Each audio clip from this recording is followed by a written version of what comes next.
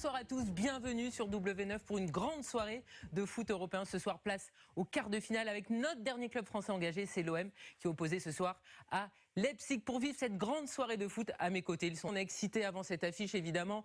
On le rappelle, l'OM est important, mais messieurs, est-ce qu'il y a de la crainte? Est-ce qu'il y a de la confiance? Parce que les sentiments sont un peu partagés avant cette affiche, donc comment vous vous sentez?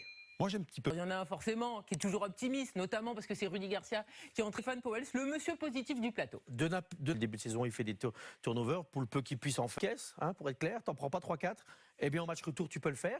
Et puis, c'est Leipzig. Ok, c'est jouable non plus. C'est jouable. C'est jouable et ça va se jouer ce soir. Regardez en tout cas la composition d'équipe faite par. On rappelle pourquoi Rudy Garcia est obligé de faire ça, parce qu'il y a des absences et des absences de poids. Mandanda s'est blessé contre Dijon. Luis Gustavo qui recule, même s'il a déjà joué à sportif, mais quand même, il y a également une question. L'équipe qui a joué le plus de se placer, surtout Alain. Ouais. Mais le 20. De la fatigue.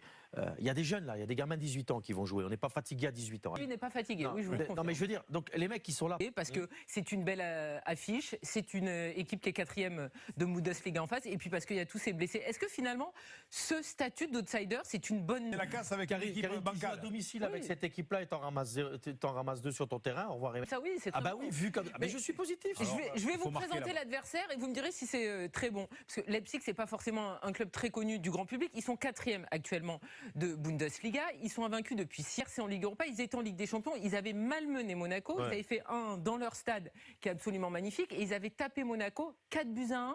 Aussi, c'est une stratégie pour essayer de garder le ballon. Donc, peut-être que la stratégie de l'OM aujourd'hui, c'est peut-être de jouer. Ils vont nous l'expliquer dans quelques instants. On va regarder rapidement la composition, justement. Peut-être pour Marseille, c'est que lors de tous leurs matchs, Ligue des Champions et Ligue Europa confondus, ils ont toujours au moins encaissé un but.